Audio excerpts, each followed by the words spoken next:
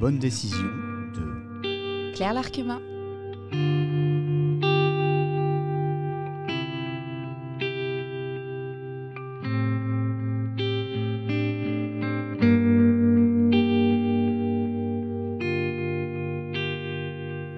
Bonjour et bienvenue dans Les Bonnes Décisions, un podcast original de Vincent Posé. Deuxième épisode de cette première saison où je converse avec des personnalités de la Manche, avec comme double objectif de dresser un portrait de mon invité et d'essayer, si c'est possible, de mieux comprendre ce qui l'a poussé à prendre des décisions cruciales dans son parcours. J'en profite également pour interroger le processus de création et d'improvisation dans des domaines qui vont bien au-delà du domaine du théâtre. Un territoire, c'est un espace délimité, un espace transformé par le travail humain. C'est aussi une zone de vie ou d'influence d'une certaine population. Le territoire de mon invité n'a pas de frontières. Le creux d'un oreiller matinal encore chaud, les sentiers ensablés, balayés par le vent du large, les éléments rassemblés pour nous empêcher de partir, les voyages immobiles, les yeux fermés, les fragments d'humanité, les femmes, mères, amoureuses, vaillantes, vivantes, les hommes au loin qui entrent en collision, la vie qui explose et qui continue. De l'infiniment intime aux grands espaces, le territoire de mon invité peut-il se décrire? Quels mots mettre sur ou dans sa composition? Quelle écriture pour en rendre compte? Vaste question pour l'auteur que je reçois, Claire Larquemin. Bonjour. Bonjour Vincent. Première décision, est-ce que nous nous vous voyons ou est-ce que nous nous tutoyons pour cet entretien? Entre artistes, on se tutoie, non?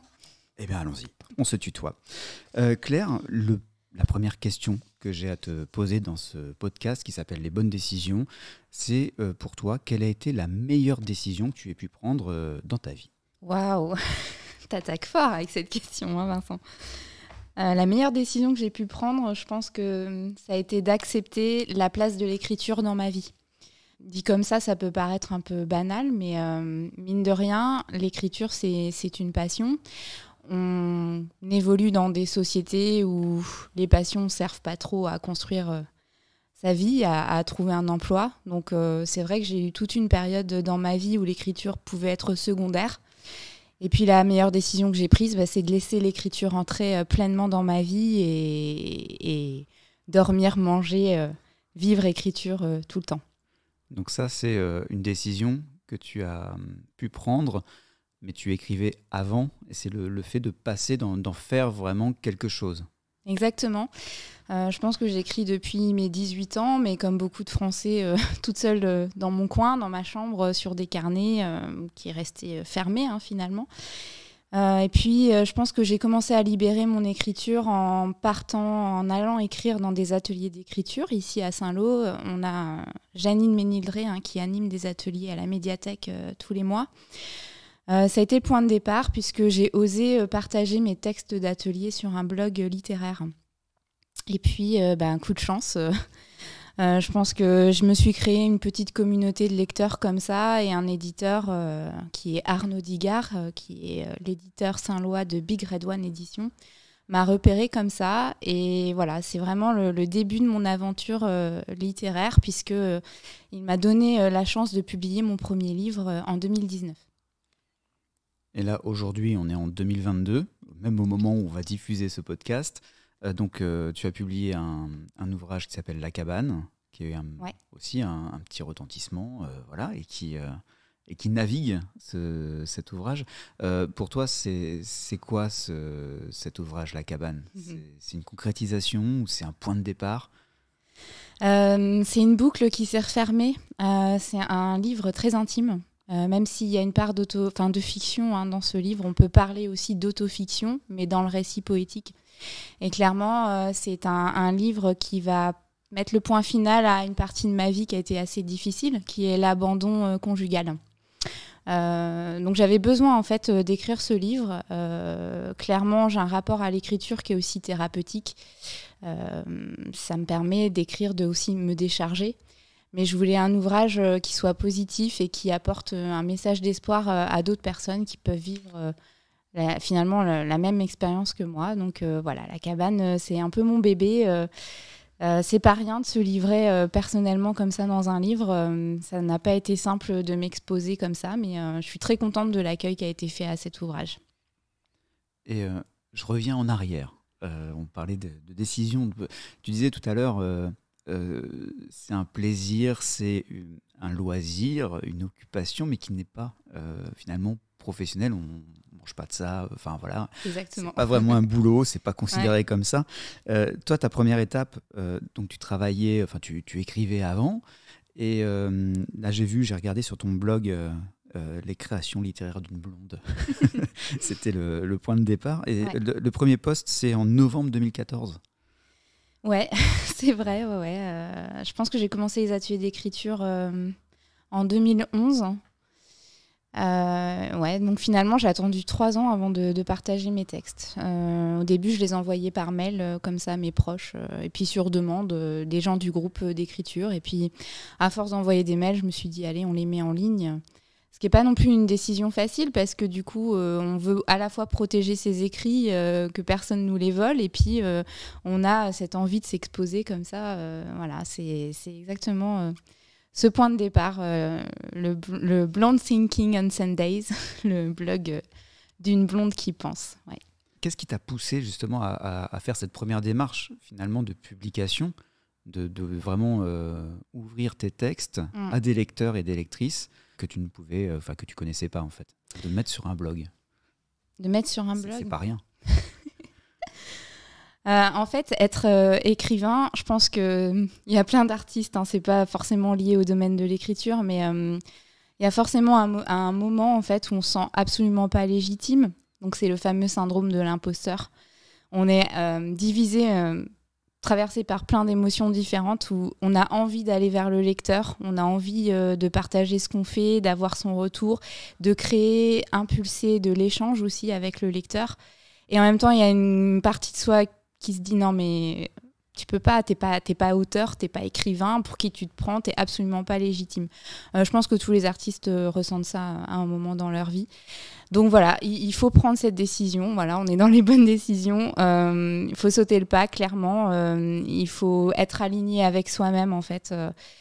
Moi, j'ai tendance à dire que parfois, il faut mettre le cerveau sur pause et plutôt juste écouter son cœur. Et clairement, moi, l'écriture, c'est l'appel du cœur. Donc voilà, je me suis lancée. Et je regrette pas de l'avoir fait, puisque ça m'a conduit effectivement à ce que je suis aujourd'hui et à plein de publications et d'autres projets à venir. Donc c'est formidable. Et qu'est-ce qui t'a poussé concrètement? Parce que tu dis c'est l'appel du cœur, c'est-à-dire qu'à un moment, tu avais, j'imagine, pas mal de textes liés aux ateliers. Et comment tu es passé justement au-delà de cette peur, ou en tout cas peut-être de cette timidité aussi, ou humilité, enfin je ne sais pas comment la qualifier, mais de vraiment s'exposer, voilà, d'exposer ce que tu faisais. En fait, il y a un moment où on se rend compte qu'on n'est pas si nul que ça, clairement. La magie des ateliers d'écriture, c'est qu'on est en groupe et que pendant 2 heures d'écriture et de lecture, ce n'est que bienveillance. Il n'y a pas de jugement. J'invite toujours les gens qui hésitent à écrire à venir expérimenter l'atelier d'écriture, parce que c'est vraiment le lieu où on peut laisser sa plume glisser sur le papier et oser lire son texte franchement sans avoir peur du regard des autres. Et en fait, on a ce regard qui est bienveillant d'une part sur un texte, et on a la magie de la reformulation. Alors tu sais, moi Vincent, j'anime aussi des ateliers d'écriture aujourd'hui. Et en fait, l'animatrice n'est pas une enseignante, elle n'est pas là pour distribuer des notes. Et je pense que personne ne peut avoir ce rôle de dire qu'un texte mérite les honneurs, comme un texte n'est pas bon. En fait, le rôle de l'animatrice est de reformuler simplement ce qu'elle a entendu du texte. Et pour un auteur, d'entendre cette reformulation, c'est la lumière divine qui s'abat sur soi, clairement. En fait, on réalise qu'on a été capable de produire un écrit, de transmettre un message, que le message a été reçu, qu'il a été compris, et qu'en plus, la personne a passé un bon moment en écoutant le texte. Et moi, c'est vraiment ce qui m'a donné confiance, en fait. Clairement, cette bonne décision, c'est aussi une question de confiance. Et les ateliers d'écriture apportent ça aux gens. Ils retrouvent confiance en leur écriture. Moi, comme tout le monde, j'avais une mauvaise expérience de l'écriture, je pense, à travers l'école, avec toute cette histoire de notes de grammaire, d'orthographe à respecter. Donc forcément, quand on arrive comme ça dans un groupe où on écrit, on est mort de peur, vraiment. Et en fait, on comprend petit à petit que l'écriture, ça n'a rien à voir avec ce qu'on nous a enseigné. C'est de la créativité à l'état pur.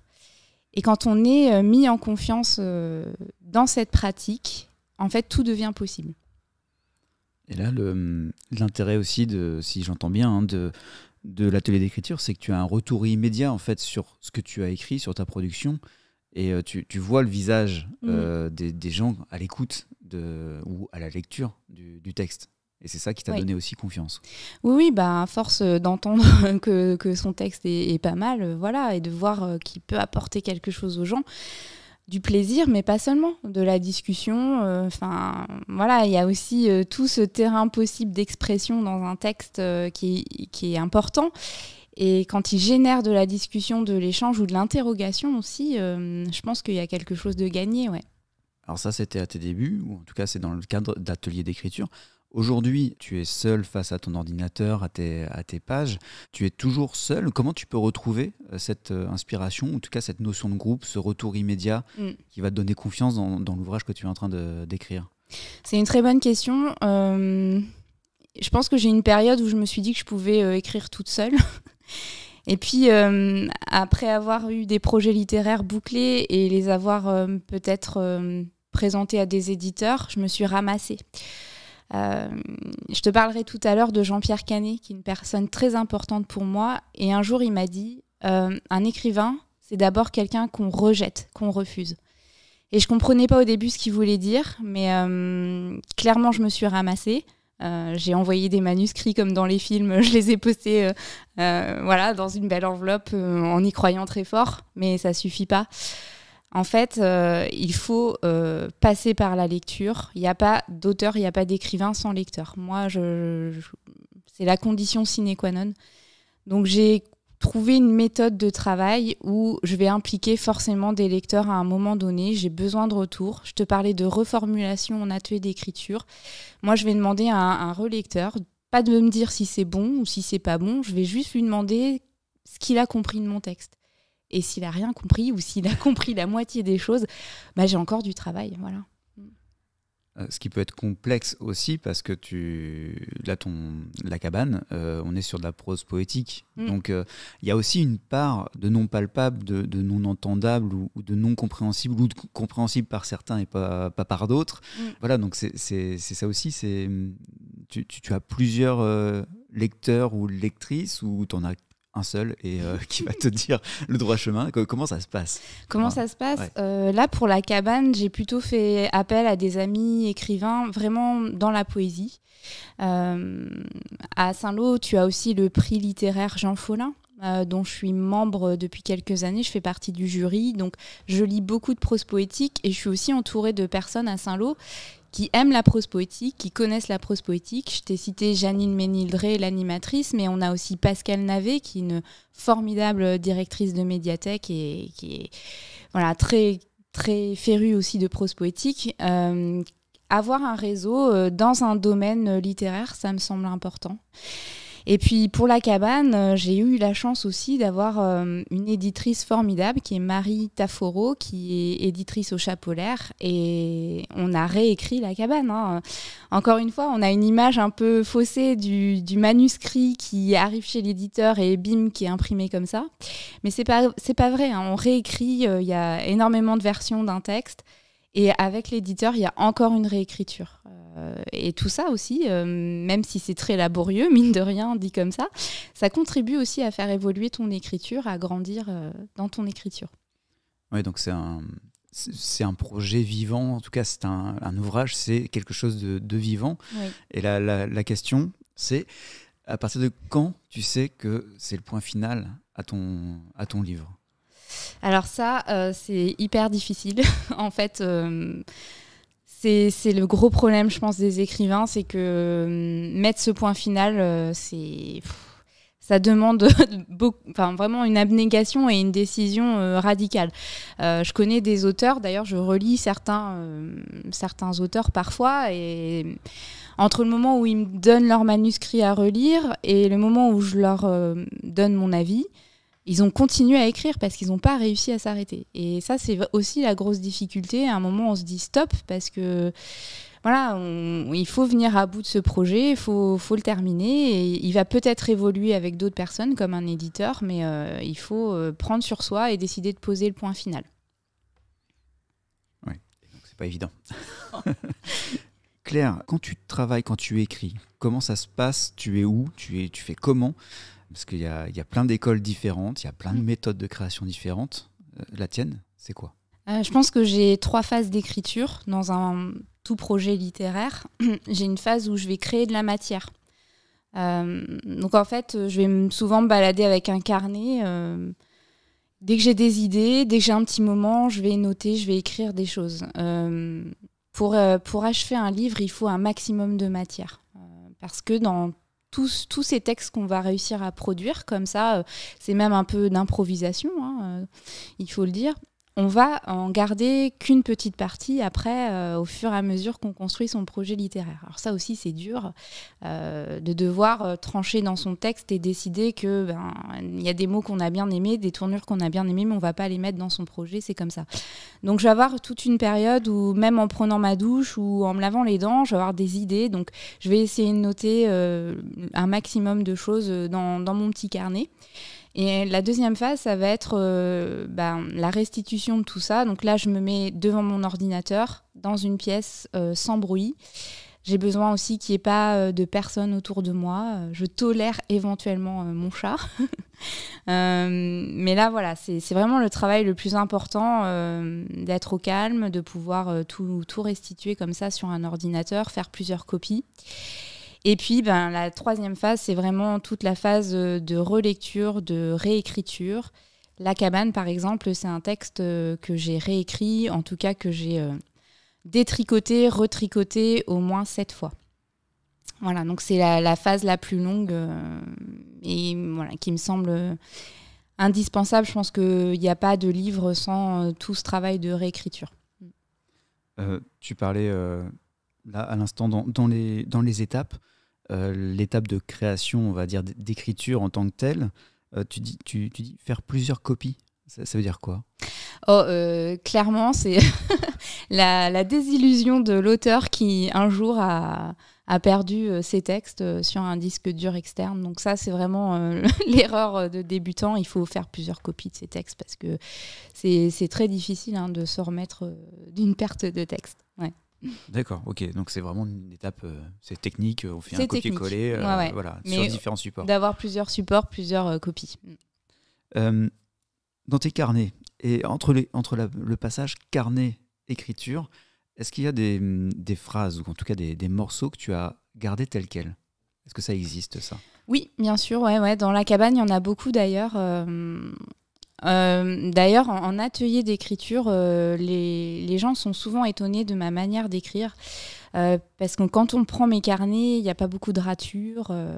En fait, j'ai une écriture... alors, je ne sais pas comment la qualifier, mais c'est très lié aussi à ma posture corporelle. Je vais tout lâcher sur le papier, comme si j'avais un texte comme ça emmagasiné depuis longtemps, et puis pouf, j'arrive à le cracher tel quel sur le papier. Voilà. Certains diront que j'ai peut-être une facilité comme ça à écrire. Je sais qu'on estime que j'écris vite aussi. Donc ça m'arrive de reprendre tel quel effectivement des morceaux de texte du carnet à l'ordinateur parce que ils me vont très bien. Ce que j'ai pas dit aussi, c'est que quand je suis sur mon ordinateur, je vais lire à voix haute ce que j'ai écrit. La cabane, c'est aussi un texte qu'on peut lire à voix haute. Il y a des lecteurs qui m'ont contacté pour me dire mais moi je l'ai lu à voix haute et ça sonne vachement bien. Bah oui, parce que moi j'ai tout repris à voix haute et je voulais une certaine musicalité. Voilà, je fais aussi attention au rythme dans le texte. Ouais, le rythme, c'est ton style d'écriture, en tout cas sur cet ouvrage-là. Ouais. Après, je ne sais pas où est-ce que tu veux aller après, mais c'est ça, on a un rythme plutôt oral sur... Oui, puis je voulais aussi que ce soit un texte facile à lire, accessible. Moi, je trouve que l'écriture, elle est accessible à tout le monde. C'est vraiment le message que je souhaite passer. Il suffit un peu de s'y mettre et de s'entraîner comme un sportif régulièrement, d'écrire. Mais voilà, tout le monde peut écrire. Et je voulais que la cabane, ce soit aussi facile à lire, que ce soit certes de la prose poétique, mais que ce soit pas un entre-soi, un truc de littéraire, un télo. Voilà, je voulais que ce soit aussi agréable à lire et que tout le monde comprenne facilement mes propos. Là, tu parles donc de tes lecteurs. L'écriture, est-ce que ton écriture, elle est tournée totalement vers les lecteurs, ou est-ce que finalement tu pars en te disant faut que ça me plaise à moi avant tout? C'est un bon dosage. C'est-à-dire que on écrit pour soi, dans un premier temps, je pense, parce qu'on a un message qui nous tient à cœur, qu'on veut absolument exprimer d'une manière ou d'une autre. Donc, il y a une question d'ego à la base, donc c'est évident. Par contre, je peux décevoir certains auteurs en disant ça, parce que je sais que c'est un point de vue que d'autres n'ont pas. Mais c'est impossible de ne pas prendre en compte ce qui plairait à un lecteur. C'est impossible. Et d'ailleurs, moi, j'admire le travail des éditeurs parce qu'ils connaissent leurs lecteurs. Et quand ils travaillent avec un auteur, l'éditeur va dire à l'auteur, bah voilà, ça convient pas parce que je sais que mon lecteur va pas comprendre ou il va pas aimer. Et il y a beaucoup d'auteurs qui ont énormément de mal à accepter de réécrire leur ouvrage en fonction de l'éditeur et donc du lecteur. Mais pour moi, c'est indissociable. C'est un travail, voilà, il faut prendre en compte le lecteur. On ne peut pas faire autrement. On ne peut pas écrire juste pour soi dans son coin et publier un livre qui ne sera aimé que par soi finalement. Enfin, c'est impossible. Je reprends l'idée des carnets.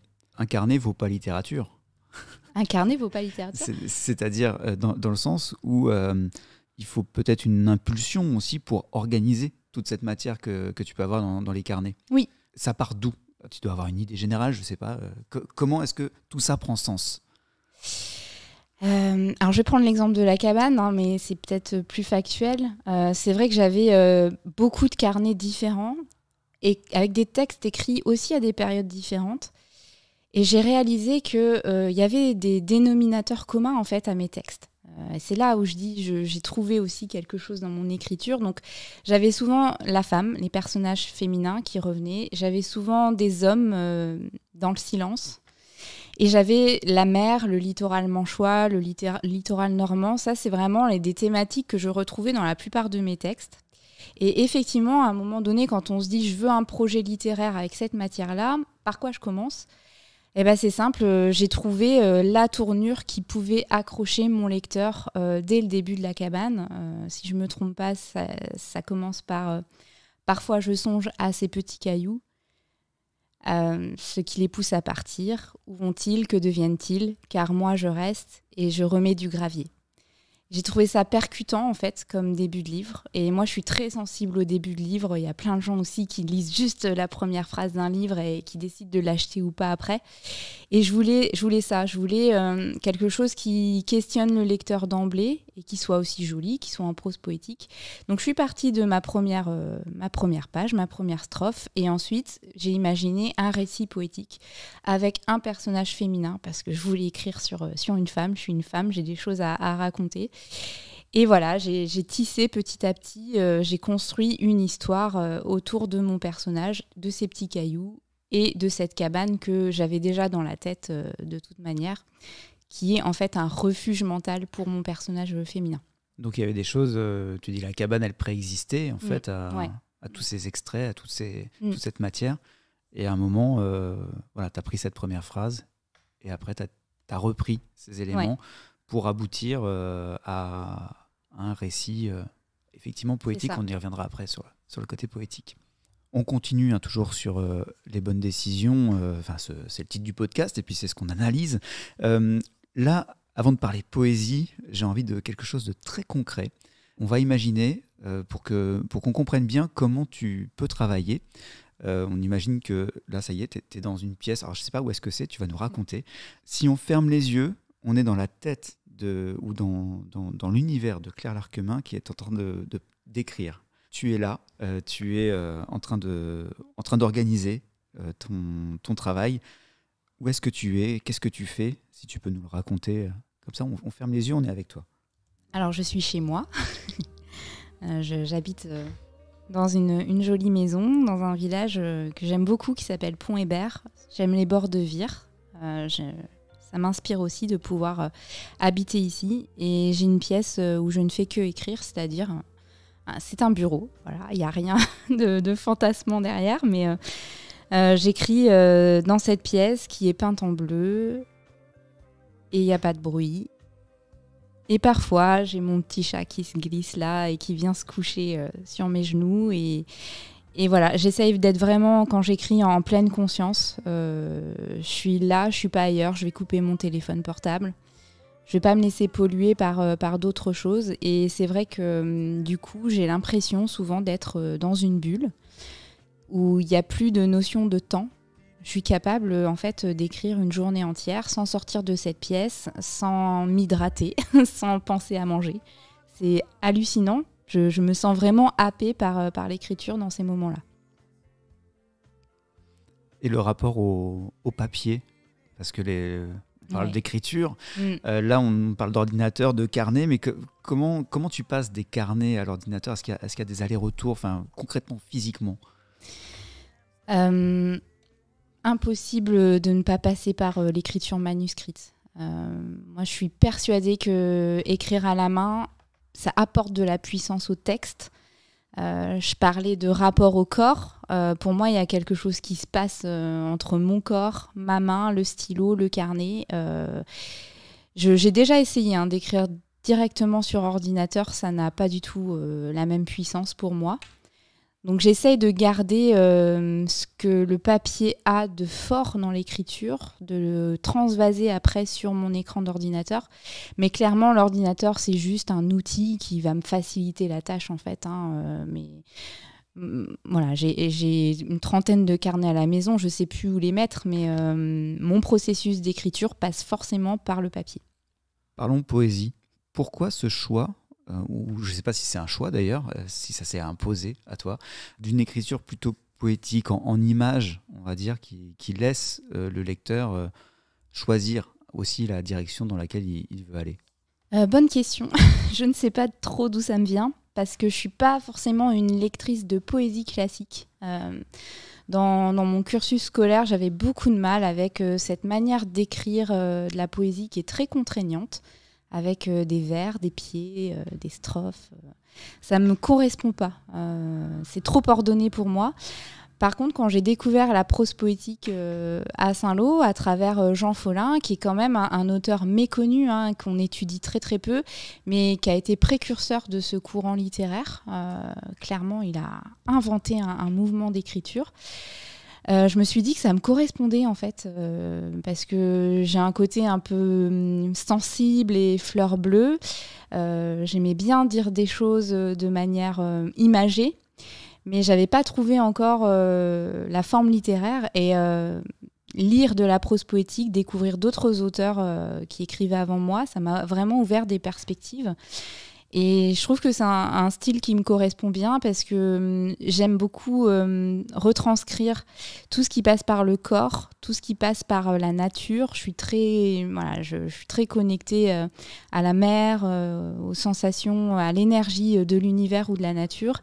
Et je trouve qu'il n'y a que à travers la prose poétique qu'on arrive à retranscrire des choses. Et comme tu disais, le petit côté magique, c'est qu'en fait, c'est le lecteur qui va s'approprier cette sensation. Si je décris le vent marin dans mes cheveux, la sensation des vagues qui vont venir mourir sur mes pieds, je suis certaine que j'aurais beau changer un peu l'image poétique, le lecteur se retrouvera parce qu'il aura vécu ça aussi d'une certaine manière.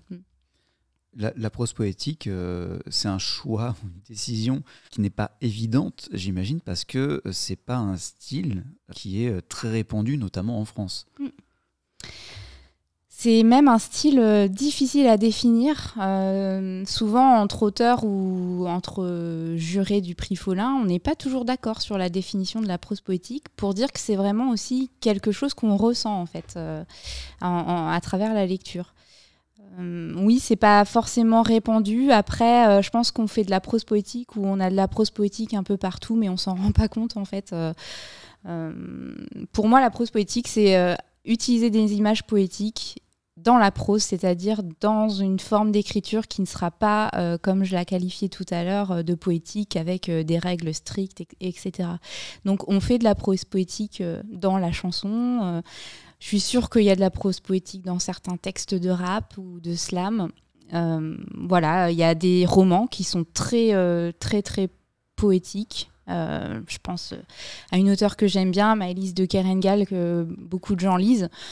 Il y a des magnifiques images poétiques dans les romans de Maëlys de Kerengal. On en trouve partout, mais c'est vrai qu'on ne va pas utiliser cette terminologie qui fait un peu intellectuelle finalement.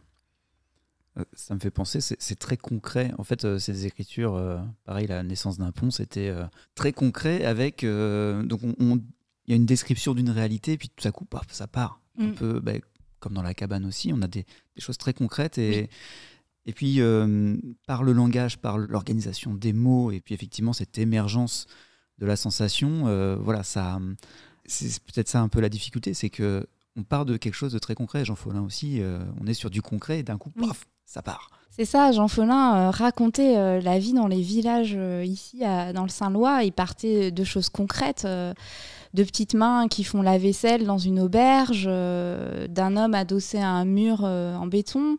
Et tout d'un coup, pouf, explosion poétique à travers des descriptions finalement du quotidien.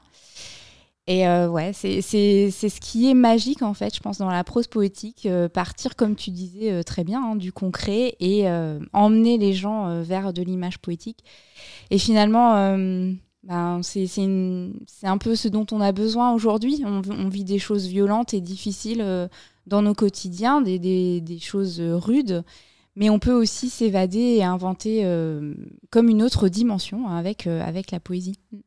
Un des auteurs de prose poétique, de théâtre aussi, avec beaucoup de poésie, c'est Jean-Pierre Canet. Ouais. Tu as pris la décision de le rencontrer. Je vais t'expliquer comment ça s'est fait. Exactement. En fait, il était en résidence d'écriture dans la Manche. Et il a fait un atelier d'écriture qui s'appelait la Nuit de l'écriture. Donc je suis allée comme ça. J'avais rien lu de Jean-Pierre Canet. Je le connaissais absolument pas. Mais l'idée d'écrire une partie de la nuit avec un groupe, je trouvais ça terriblement séduisant. Et donc on a écrit ensemble. Et c'est quelqu'un qui pousse les gens à aller au-delà de ce qu'ils sont capables d'écrire. Il est excellent pour ça. Et il s'est passé un truc ce soir-là et j'ai écrit des textes d'ailleurs qu'on retrouve dans La cabane, un peu plus crus. Il m'a fait découvrir aussi ce côté-là de mon écriture. Et on est devenus amis. Il vient souvent à Saint-Lô puisqu'il anime des ateliers parfois. Il a été président du jury Follin l'année dernière. Et ça a été une très très belle rencontre. Je te parlais de romans empreints de prose poétique. Jean-Pierre Canet est aussi dedans, mais c'est pas seulement un romancier puisqu'il a écrit beaucoup de pièces de théâtre que tu dois connaître. Et justement, cette rencontre, c'est étonnant que tu dises ça, que tu y es allé sans connaître en fait la personne, l'auteur en tout cas, qui allait animer l'atelier. Donc c'est aussi l'intuition, tu disais au départ, c'est le cœur aussi qui parle à ce moment-là. Oui, puis la curiosité. Moi, je suis quelqu'un de très curieux. J'aime expérimenter des nouvelles choses. Et surtout quand ça me permet peut-être d'apprendre sur moi, sur l'écriture et de progresser, j'y vais. Voilà, j'ai fait beaucoup d'ateliers d'écriture comme ça. Et Jean-Pierre, ça a été ma plus belle rencontre, je pense. Et d'ailleurs, je suis partie écrire avec lui quelques mois plus tard. On a fait une semaine en Bretagne où on était en petit groupe, confinés dans une maison. On n'a fait qu'écrire pendant une semaine. Et là, j'en parlerai peut-être tout à l'heure, mais j'ai écrit de très très belles choses avec Jean-Pierre Canet et j'aimerais bien en faire un roman. C'est un peu mon projet qui me tient à cœur aujourd'hui. C'est une espèce de confinement avant le confinement. Oui, c'est ça. On n'était pas encore passé par le Covid. Je rebondis là-dessus, sur cette nécessité aussi d'être en vase clos à un moment ou un autre, de s'isoler en fait du monde extérieur pour se consacrer complètement à l'écriture, qui est, si je comprends bien aussi, c'est une réorganisation en fait d'une matière préexistante que tu as créée sur le vif à un moment ou à un autre. Ça, c'est vraiment primordial, cet aspect-là, d'être isolé de tout, mentalement, physiquement. Bon, je ne sais pas pour les autres auteurs, hein, c'est peut-être pas la même chose, mais c'est vrai que moi, j'ai besoin d'être connectée à moi à un moment donné, en situation voilà, de vase clos, sinon ça ne marche pas. Voilà, c'est mon processus à moi, c'est peut-être pas la même chose pour les autres, mais je pense que c'est une question de connexion à soi-même et on est tellement arrêté dans nos vies par plein de choses. On reçoit une notification sur son téléphone, il faut tout de suite la regarder. Je pense que c'est important, quand on est artiste, de trouver des moments comme ça où on se pose et on sait qu'on sera juste avec soi-même, connecté et qu'on ne sera pas connecté justement ailleurs à travers un smartphone ou autre. Donc ça veut dire aussi que c'est une décision difficile à prendre, finalement, de mettre en place les conditions de cet isolement volontaire pour créer. Parce que j'imagine que sur la vie personnelle, la vie familiale, la vie professionnelle, s'il y a, c'est pas évident à organiser. Et comment tu trouves la force d'organiser ça ? Déjà, j'ai la chance d'avoir des gens qui me comprennent autour de moi, ma famille, mon conjoint, ma petite fille. Donc voilà, je suis soutenue et c'est clair que sans cette compréhension et ce soutien des autres, ce serait pas possible. Alors oui, je travaille comme tout le monde parce qu'il faut bien mettre des choses dans son frigo. Donc je me trouve des espaces comme ça dans mes semaines. Il y a des semaines où j'en trouve pas, hein. C'est pas forcément simple, mais la plupart du temps, j'arrive à avoir des fenêtres d'écriture en soirée, quand ma fille est couchée. Et puis le week-end, certains week-ends où j'arrive à être seule pour écrire. Mais oui, c'est pas simple. Et d'ailleurs, ça peut être frustrant d'avoir envie d'écrire, d'avoir envie de produire. Et puis, on n'a pas le temps, on n'a pas la fenêtre qu'il faut. Faut aller à l'école, faut se dépêcher, déposer la petite, aller au boulot. Bon, voilà. Il y a aussi une frustration, hein, dans l'écriture. Et peut-être aussi une frustration, une pression au moment où tu as cette fenêtre d'écriture, parce qu'en fait, tu as quelque part un enjeu. Ouais. Un enjeu, oui, puis une obligation de résultat. Je me suis pris ce temps-là, je dois le rentabiliser. Ouais. Donc ça marche pas, hein. Clairement, si on se met la pression en se disant j'ai 1 heure, il faut absolument que j'écrive un truc bien, ça marchera pas. Faut être tendre avec soi-même, faut s'accueillir. Il y a des jours où on n'est pas toujours de bonne humeur, où on est crevé, on est fatigué. La fatigue, ça joue aussi beaucoup. Je pense que quand je suis exténuée, je vais pas être capable d'écrire un truc bien. Donc voilà, il faut être tendre avec soi-même. J'aime bien cette expression-là parce qu'on ne l'est pas assez dans notre quotidien. On est souvent exigeant avec soi-même. Et en tout cas, dans l'écriture, je pense qu'il faut accepter qu'il y a des moments où ce n'est pas possible. Ça ne le fait pas, même si on a prévu toutes les conditions pour. Ça ne marche pas, on n'est pas dedans, on n'est pas connecté à soi-même. C'est pas grave, on va se faire un café, on va prendre l'air et puis ce sera mieux la prochaine fois. Est-ce qu'il y a du véritable plaisir dans l'écriture? Parce qu'on parle beaucoup de travail, on parle d'aller-retour entre des notes ou des choses prises sur le vif et puis réorganiser tout ça. C'est quand même très logistique. Oui. Et est-ce qu'il y a quel est toi ton plaisir dans cette écriture, dans cette étape en tout cas d'écriture? Donc je l'ai bien expliqué, c'est laborieux d'arriver à un livre, c'est clair. Et en fait, je pense que s'il n'y avait pas de plaisir dans l'écriture, on ne serait pas aussi maso. On ne passerait pas autant de temps à déficeler un livre, à le réécrire, à faire des allers-retours avec un éditeur, etc. Donc oui, dans le début, les premières phases d'écriture, il y a énormément de plaisir. Il y a du plaisir dans les premiers échanges avec les lecteurs, à qui on fait confiance au début, parce qu'on a un premier jet, on a quand même besoin d'avoir un avis. Et voilà, on prend du plaisir à toute étape, même dans les étapes les plus dures, où un éditeur vous dit non mais ça, j'accepte pas ça me convient pas. C'est pas grave, on échange, on construit ensemble. Voilà, il y a forcément cette notion de plaisir et d'épanouissement personnel, parce que sinon on n'irait pas là-dedans, clairement. Et tu disais aussi tout à l'heure que tu avais subi des échecs, d'envoyer des manuscrits et puis que ça revient et puis non. Comment tu je suis pas vraiment dans le côté l'échec, ça fortifie, etc. Enfin voilà, parce que ça dépend pour qui. Là, en l'occurrence, pour toi, ces échecs-là, est-ce que tu les considères comme des échecs, et deux, comment est-ce que tu, là aussi, as trouvé de la force pour rebondir? Forcément, quand tu reçois une lettre de refus d'un éditeur, ça fait mal. C'est évident parce que voilà, je pense que ton ego en prend un coup. Tu te dis j'ai écrit de la merde, ça correspond pas. Ou alors tu vas rejeter la faute sur l'éditeur en disant de toute façon c'est des connards. Ils n'ont rien compris à mon œuvre. Voilà, ils n'ont rien compris. Je suis un auteur incompris. Alors, il faut savoir qu'il y a beaucoup d'éditeurs qui envoient des lettres de refus lambda. C'est la même pour tout le monde.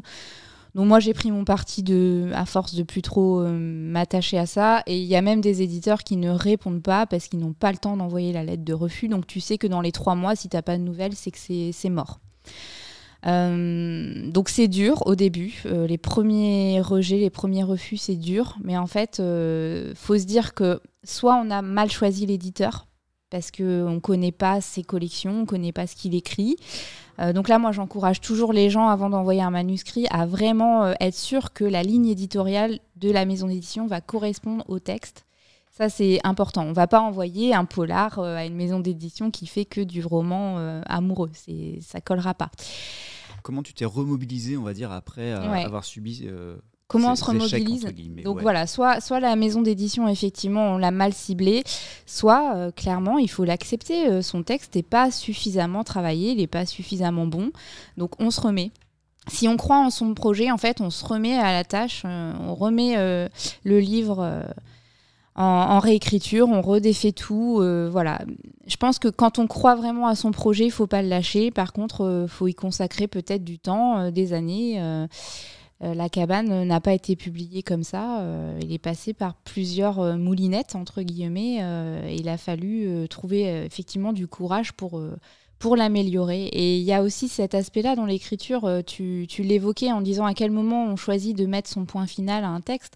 Et je t'ai répondu que finalement, on ne peut jamais vraiment se dire que le point final, il est là. L'exemple de tout ça, c'est que quand on reçoit un refus, on est obligé forcément de retravailler. Et c'est sans fin, on pourrait retravailler un texte.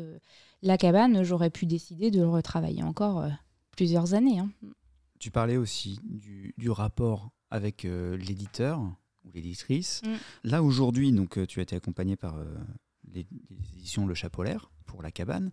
Et tu me disais, en préparant cet entretien, qu'en France, sur la prose poétique ou sur ce que tu pouvais faire, c'était assez compliqué de trouver des maisons d'édition. Par contre, qu'en Belgique, c'était un peu plus ouvert.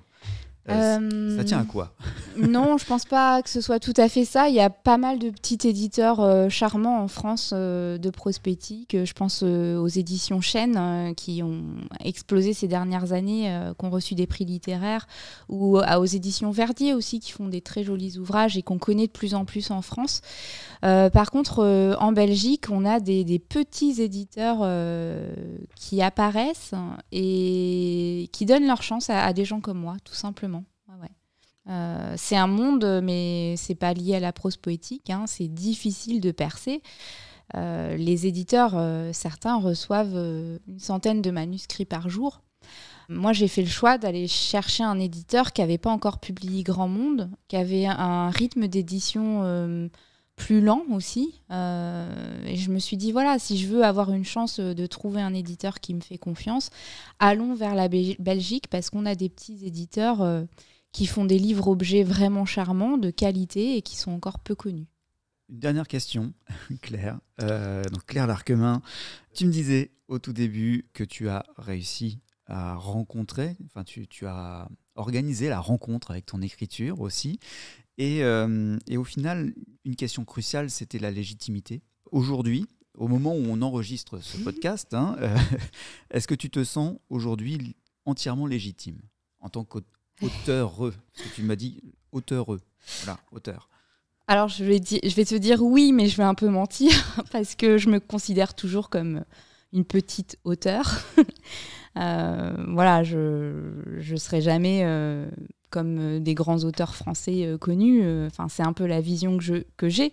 Mais en même temps, je me mens à moi-même, puisque j'estime que tout est possible dans la vie si on y met du cœur et du travail. Donc pourquoi pas. Mais oui, la légitimité, pour moi, elle passe par la confiance d'éditeur. Donc, je t'ai parlé de Big Red One Édition, qui a été vraiment le premier à me faire confiance. Il y a eu le Chat polaire avec La Cabane, et j'ai été contactée dernièrement par City Édition, qui est aussi un éditeur normand.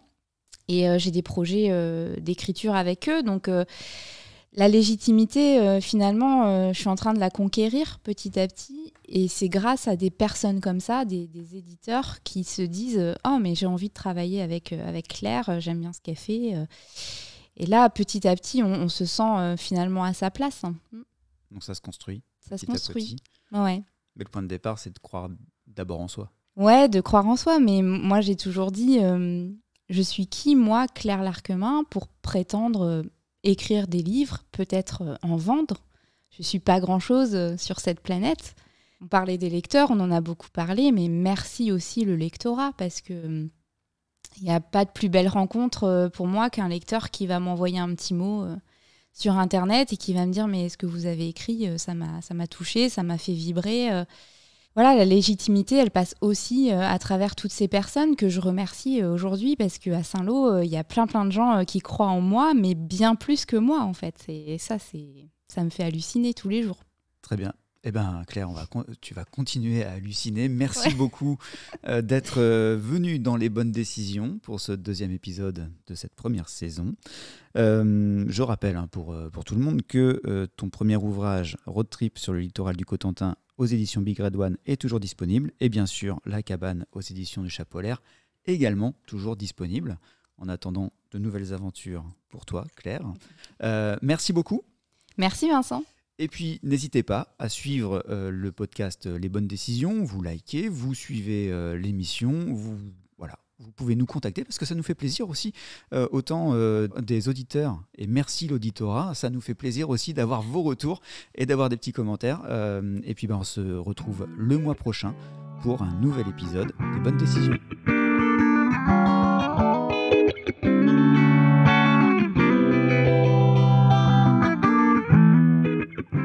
Les Bonnes Décisions, un podcast de Vincent Posé avec la musique originale de Julien Brochant et Paul Lemarchand à la vidéo et aux réseaux sociaux. Production comme une impro. Les Bonnes Décisions à retrouver sur toutes les plateformes de podcast et sur les réseaux sociaux. #LesBonnesDécisions.